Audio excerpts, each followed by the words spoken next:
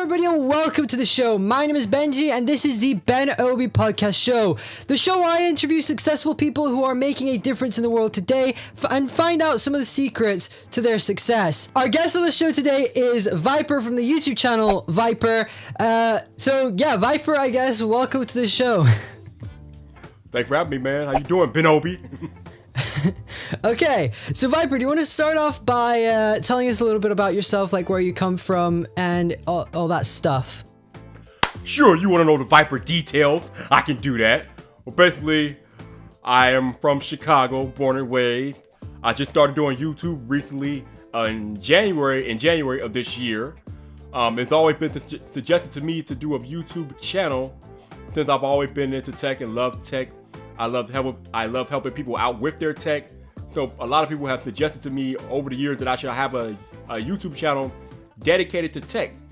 But I always thought that since the market was already so saturated with all the YouTubers that we have doing tech already, I figured it'd be a waste of time.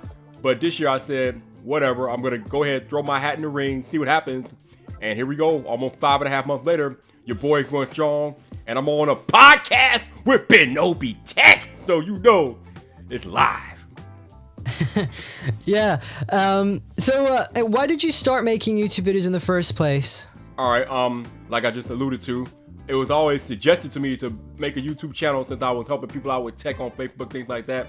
They would come to me asking what the best smartphone is, or if their smartphone wasn't working properly, they were like, "Help! My smartphone's not working. What should I do?" Things like that. So I used to help people out doing things like that, and then a lot of people started making the suggestion that maybe you should start a YouTube channel, you know? So I kind of took that to heart this year, and like I said, here we are.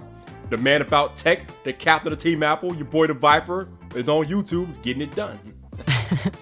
Okay, so what inspires you to make YouTube videos every day? Basically, I'm inspired to grow the channel, pretty much.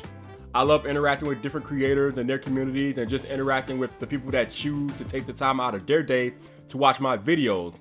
And right now the channel is kind of small, but I'm hoping to grow it, and that ambition and that goal to grow the channel is what keeps me going to come back every day with a new video, or almost every day. So just try to grow the channel, build the community, and then see what happens. Okay, so how do you balance your life? Because I know you have a full-time job as well. How do you balance your life and also doing YouTube at the same time? Well, basically, I go to work. I have a typical 9-to-5 job, even though I do my regular job from 7 to 4, and then I come home and I do YouTube after that. So basically, I work half the day, and then the second half of the day, I'm doing YouTube. So it kind of balances it out pretty nicely, actually. So who is your biggest inspiration in general, like in life? My biggest inspiration is probably me, really. I'm kind of an introvert, so I'm one of those people where I get my self-motivation and drive from me. I don't really rely on other people for that, because if you do that, you really kind of get nowhere, because in the end, people are going to take care of themselves, number one, before they think about you. Although that doesn't mean there's not any genuinely nice people out there, because there are. But I'm the type of guy that's like, I got to get my drive and my motivation from me and me alone. And then if other people want to help me along the way, then by all means do that. But I rely on me first and foremost. Cool. Okay. So how did you come up with the name Vyyyper, and why on earth does it have 3 Ys? I guess that's a question you always asking me about the 3 Ys. You were always asking me about the 3 Ys. So fine. Since we on the podcast, I'm going to tell you the origin of the 3 Ys. Firstly, the name Vyyyper is the nickname of my favorite WWE wrestler, who happens to be Randy Orton, whose nickname is the Vyyyper. Now, obviously, he spells his Vyper, but obviously the haters already took that, so I couldn't take that. So I had to go the Y route. But of course, obviously, some YouTube jabroni already took Vyyyper with a Y, so I had to expand it by 3 Ys just to make sure that the name wasn't already taken, and that's how we got to where we are today. I mean, if the name seems to be working, so I don't think it's confusing too many people. When did you become the captain of Team Apple? Like, what was your first Apple device? What really got you into Apple? You know, this is funny because I really haven't thought about this too much. But my first actual Apple device, I think, was the original iPod with the click wheel. That was my first Apple device. And then, yeah, I know, a long time ago, right? Well, obviously, actually, for diehard Apple fans, that's probably like one of the newer devices. They probably go all the way back to the original Apple computers and whatnot. But my first Apple device was the original iPad way back in like 2000 something. That was, as you know, revolutionary, man. You had all your music at your fingertip with the click wheel, with the easy interaction. You could drag music off of iTunes, and back in the day we had programs like Napster and Winamp and all that stuff. So the original iPad was my very first Apple device. And then I didn't get my first iPhone until 2011 because I've always been on Verizon, and Verizon didn't get the iPhone until 2011. So as soon as the iPhone came on Verizon, I immediately jumped and I had the iPhone 4, and ever since then I just kept on going with it. Cool. So you have been part of in the Apple ecosystem for quite some time. Yeah, just a little bit.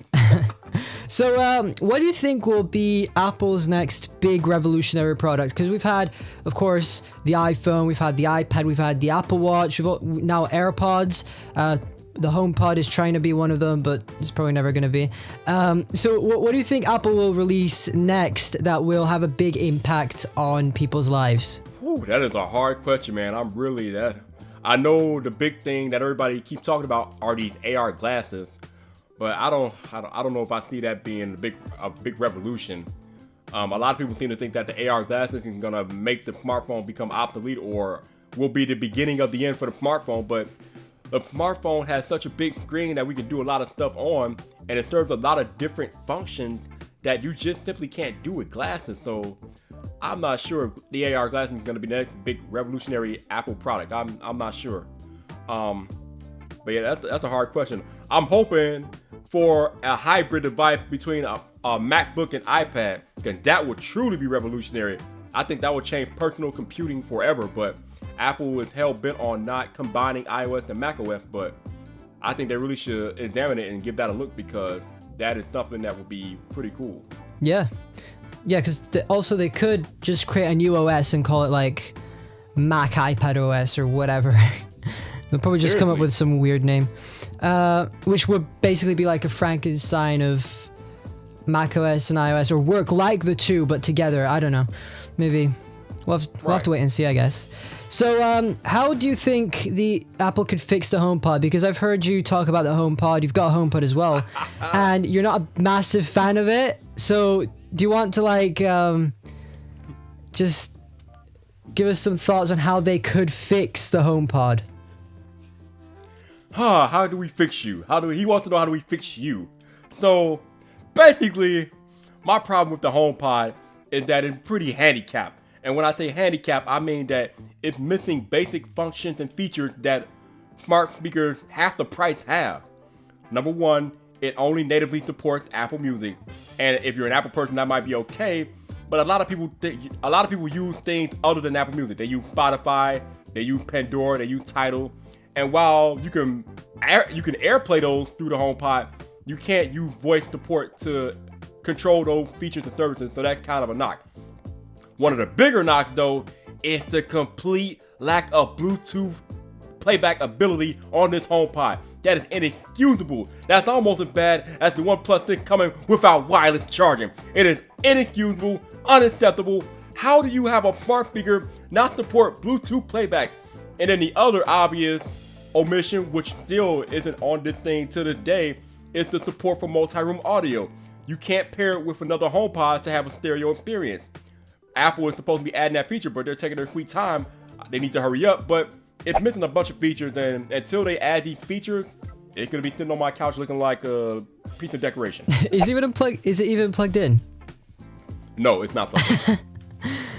Nope. So, what are your thoughts on Amazon making their own robot? Because that's been quite a rumor that's been floating around lately. What are your thoughts on it? Yeah, I didn't even know about this until you brought it up, but I knew about it, but I just kind of glossed over it. But no. I do not want any type of Amazon robot in my house. We already have concerns about privacy and security and things getting leaked out. Could you imagine a robot that can move around your house and map out your entire house, map out the blueprint and configuration of your house, and have that sent back to the Amazon cloud so any hacker and his mama can have an entire Bluetooth configuration and layout of your house? No. Keep your robots to yourself. I will gladly take an Alexa speaker. At least with the smart speakers, they are stationary, so you know they're not going anywhere. But a robot that can actually move around by itself, mapping out your house, no, dude, no, no, thank you, none of it. Yeah, because then it has a malfunction and then it decides to kill everyone in the house. Like that would not be would not be a good idea. No, not also, at all. Also, they could advertise more. They could sell you more stuff, which means you won't have as much money because you've got a robot which you've already spent a lot of money on, and that robot will want you to spend even more money on different products on Amazon. So yeah. I mean, they could do that anyway already with Alexa and all that, but yeah, they could do that too. Amazon is literally like taking over the world, literally one person at a time. They're trying to. Okay, so what are your thoughts on the Apple AR glasses? You touched on it a little bit before. Do you want to elaborate more on? Do you think this will be a good product? Do you think it'll happen? And what do you think would be like a feature it has to have? All right, so the AR glasses.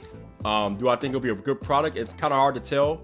I know Google attempted something similar with the Google Glasses, which didn't really get off the ground, but I think they're supposed to be working on a second pair and up here in the coming years or whatnot. But Apple and AR glasses, it's hard to tell, man, because basically everybody wants the AR glasses to somehow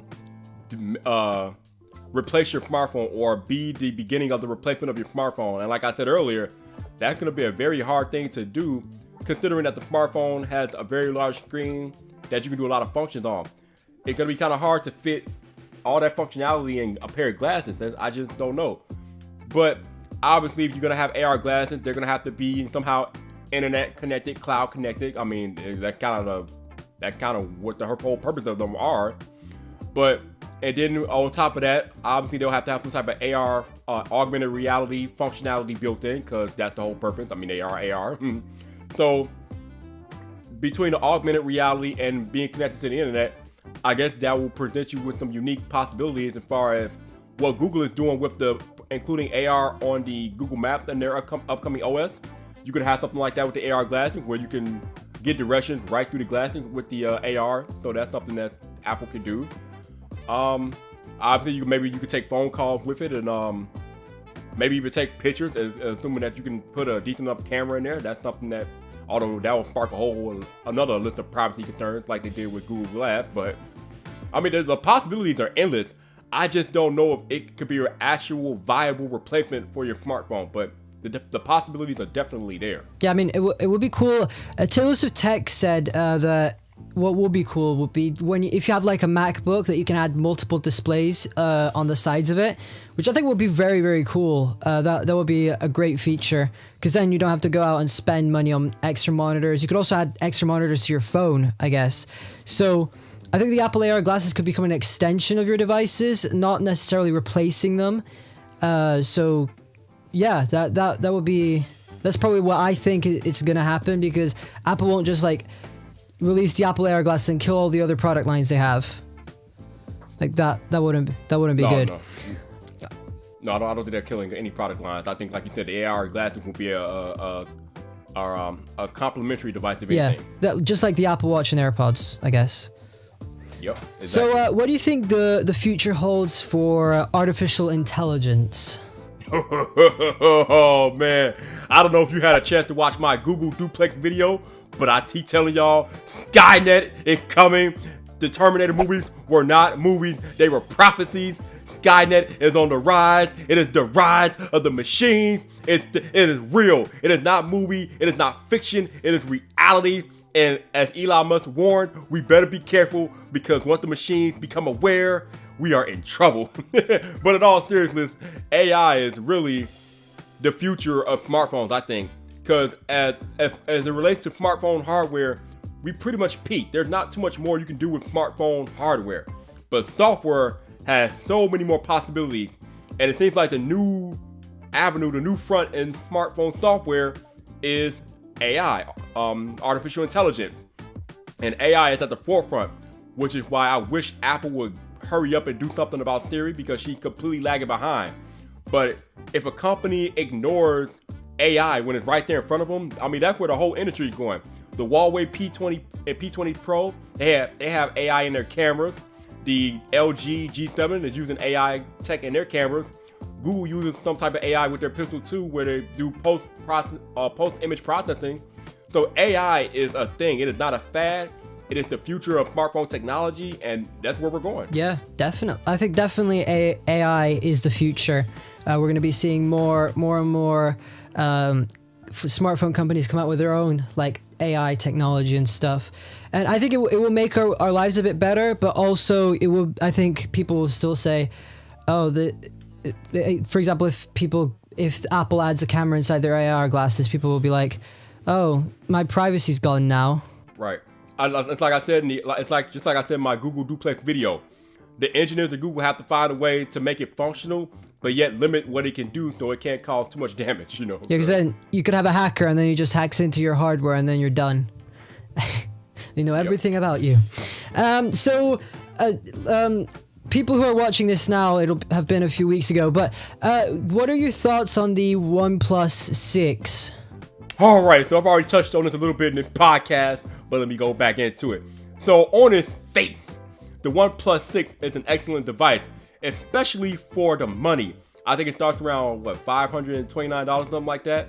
And then if you want the bigger storage models, it goes up to like $579, which is kind of ridiculous given the specs and all the features that it has, but it's still missing wireless charging. This is a problem. I know a lot of people don't feel like this is a big deal, but it is a big deal when all the other competition has wireless charging and your device doesn't. Then it becomes a problem. It becomes a reason why people will not buy your device, even though it's cost effective for them to do so. They potentially won't buy it because it doesn't have wireless charging. This is the thing. People look at different phones, they compare features, and for all the features that the OnePlus has, that lacking in wireless charging is a glaring omission. But then you got the wireless bullets that they announced alongside the OnePlus, which look pretty nice, and they are also cost effective, and they look like they could be real players, even though they're not messing with AirPods, because come on now, no, but nothing's messing with AirPods, but they look good. But the OnePlus 6, with 6.3-inch display, optic OLED, if I can talk correctly, has the latest Snapdragon processor, has up to 8 gigabytes of RAM with 256 gigabytes of storage potentially. It's a monster, but usually OnePlus phones are monsters. The other problem that the OnePlus has is the camera. Now they got two cameras on there. One is 16 megapixels, the other one is 20 megapixels, but they have the same focal length. So you're virtually talking about almost the same camera on each lens, and one is supposed to be used for a telephoto, but there's no, other than it being one being 16 and one being 20, the focal length remaining the same doesn't really give you that much versatility with that camera. So it will be interesting to see how that works out when people get their hands on it and play with it more thoroughly. Yeah, that's something I don't get with OnePlus, because they've got two cameras, but they've got the exact same focal length, so that means it's only good for portrait mode, basically. Or you just pick which camera you want and then you have a higher quality photo. It's like, just add a telephoto lens or a wide angle lens. That would make way more sense. You would think so, but OnePlus doesn't seem to be thinking that Yeah, way. exactly. Well, if it keeps the phone cheaper, I don't know. It can keep the phone cheaper. It can also keep the phone not selling. So, hey, do you want to sell phones or do you want to sell phones? This is what I'm talking about here. Okay, so, I've heard you talk about the notch. You've made a full video on it, which was super funny, by the way. How do you think the smartphone companies will deal with the notch? Like, how will they remove it? Because Samsung, that doesn't really count because it's like a old design. It looks old, like an old design. But we're seeing so many smartphones now with notches. Do you think they'll remove it, and how do you think they'll remove it? Ooh, so you had to ask about the notch, didn't you? You just had to go and ask about the notch. Well, right now there's no evidence of Apple removing the notch because, let's face it, the notch is not going to disappear until Apple makes it disappear. Because everybody likes to be like monkey see, monkey do, and follow Apple down whatever rabbit hole Apple chooses to go down. Even though the general consensus is that we don't want the notch, for whatever reason, these Android OEMs feel like the notch has become some type of necessity or some status symbol, so they gotta include it on their phones, even when they have no business. In my notch video, I explicitly stated that the notch was born out of necessity. Apple needed the notch to incorporate space for the Face ID sensors, for that dot illuminator, that flood projector, different instruments and tools like that. None, and I mean none, of these Android phones have any kind of technology even remotely close to that to be including on their phones. So why are they incorporating a notch? They're doing it to try and fool consumers into buying their phones. They want consumers to walk into these phone stores or look at these phones online like, oh, that phone has a notch. Maybe it's like the iPhone. Let's buy it. But no, people are not that dumb. People are smarter than that. We understand we have too much information at our fingertips to be guiled and fooled into thinking that these Android phones are on the same level as an iPhone 10. It's ridiculous. Yeah, I mean, also, the problem is, they're not just adding a notch to it, they also still have a chin. It's like, remove the chin. Yes, what does it cost you? A lot of phones have OLED displays, and they can remove the chin if they wanted. But I don't get why more companies don't. See, the problem is that Apple implemented a very costly procedure when they were making the iPhone 10. The reason why the iPhone 10 doesn't have a chin is because Apple was able to curve the OLED display underneath, or they were actually able to curve the OLED beneath the display to eliminate the chin. And this is a very expensive procedure. Now, these Android OEMs don't have that type of money or engineering to do that, so they have to come back with these hideous chins and then throw a notch on there and call it 2018. That's what they're doing. It's ridiculous. But if you're gonna have a notch on your phone, it better be there for a reason. And with these Android OEMs, it's not there for a reason. And the other thing that's kind of mind-boggling is that some of these Android phones with notches have a feature that allows you to remove the notch or hide it. Then why in the world do you have it there in the first place? What is this? I don't understand. What is going on, Benji? What is going on? I don't know. People try to be Apple, I guess. You're failing miserably, people. You're failing miserably. Okay, so let's get back to the topic of like your channel and everything. So how do you come up with video ideas for every video?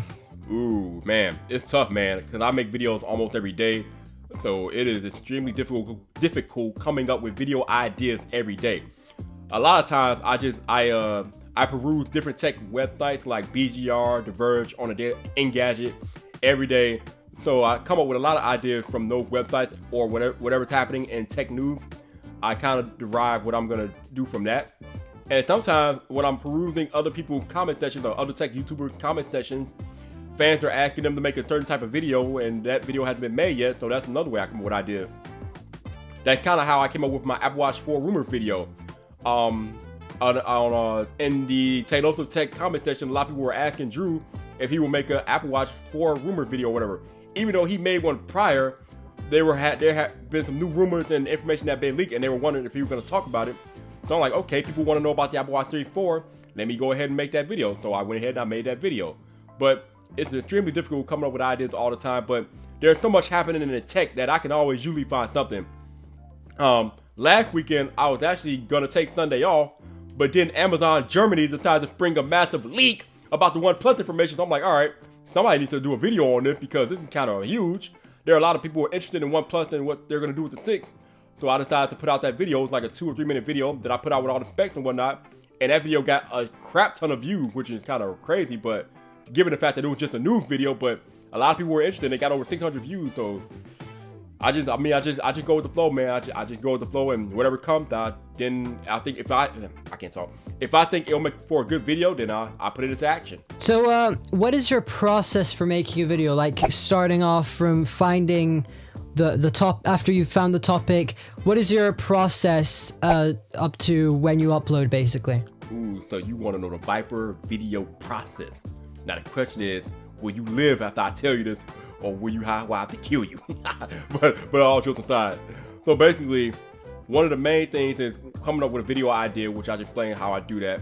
But then when you come up with a video idea, you have to come up with a title, which is kind of one of the hardest things about doing video. But I use a tool called Morning Fame to do research on titles and keywords and things like that, and where I might rank if I use a particular title, which is pretty useful tool. So once I figure out what the best title is, then I go ahead and I shoot the video, then I edit the video, and then after I'm done editing, I have to go back and upload it to YouTube. But before I upload it, I usually upload it in private so I can add all the titles, tags, description, things like that. And once I do that, I make sure everything is in there. I make sure the appropriate tags are in there. I have to go back and make sure I didn't misspell anything, because that's kind of embarrassing when you upload a video and you misspell something. You don't want to do that. So I make sure that's good. Although I'm not perfect, I've missed a couple things here and there, but nothing major. But oh, and then I have to add an end screen, and then if I want to add cards, I gotta do all that. So YouTube is a lot of work, man. It's not easy. A lot of people just watch the videos and think, oh, I can do that. Yeah, you do that if you want to. You can, I mean, I guess in reality, anybody can upload a YouTube video if you want to, but actually doing it right and growing a channel is a completely different matter entirely, as you know. So it's a lot of work that goes into it, and that's part of what I do in my YouTube process. Cool. Yeah, I agree. It is harder than it looks to do YouTube. It took me years to get to where I am now. I've literally been doing videos since I was like 9, 10. So, I mean, I think it's very impressive because your channel, your editing is actually quite good for being a small channel that's just started out. So, yeah. So what are your future plans for YouTube? All right, before we go into my YouTube future plans, tell your dog I said, what's up? But anyway, my future YouTube plans, basically, like I said, like you said, because I'm just starting out, I'm just trying to grow the channel. The main objective is to grow the channel. Whatever I need to do to get some channel growth, get some traction, that is what I'm doing. Hopefully, I hope to one day plan to do like different brand deals and work with different companies, brands, sponsor, things like that. But in the interim, I'm trying to grow a channel, build a community, keep people entertained, because as you know, I'm not really one for doing boring videos, because most tech channels on YouTube are pretty much boring anyway, because at its face, tech is a boring subject. Nobody really wants to talk about tech too much, not like tech people do. So the main challenge of having a tech channel is to make it such where you're still getting out the tech noob, but you're delivering it in such a way that keep the average person entertained, that they will want to consume your video. Because like I said, tech is pretty boring at its face, but if you can add some type of humor and value and give the average person a reason to watch your tech video, then that is the goal. That is what you want to do. Yeah. So do you have any extra advice you would give to a small creator who's just starting out, or someone who just needs some help and doesn't really know like what to do, that he wants to grow he or she wants to grow their channel? Yeah, I've done a video or two about helping people grow their channel, so I might have a little insight as to where you want to go with this. Basically, the number one thing is to just start something. Put a video out. It's not going to be the best, it's not going to be the prettiest. Just put something out there, because you can't grade, you can't evaluate where you're at if you don't start. And you can't get anywhere if you don't start. So I know this has been said a lot on your podcast and in other videos, but you gotta start. Once you start though, you gotta be willing to put in the work. If you're trying to get rich or get famous on YouTube real quick, jokes on you, sucker, not gonna happen. But if you're willing to put the grind in and put the work in, then you too can grow a channel and become big on YouTube, or achieve whatever goals you set out to decide to do on YouTube. But you have to be willing to put in that work. It is very important that you realize that doing YouTube is almost like a second job. It's not something that you can just do lightly and then just expect to grow a channel. If you don't treat it like a job, then you're not going to make it anywhere. I see so many people have excuses about, oh, I have a family, I have kids, all this other monkey crap. I mean, what, you don't think YouTubers have family, life, wives, kids? They do, but they prioritize doing YouTube. You got to set your priorities. If you can set your priorities and get it done, then there's no reason why you can't be successful on YouTube. So you got to make it a priority, start doing it, make it a priority, and then make a commitment to get better every day or however many times you upload. The main thing is to make your next video better than your last video. If you can make your next video better than your last video, you are winning.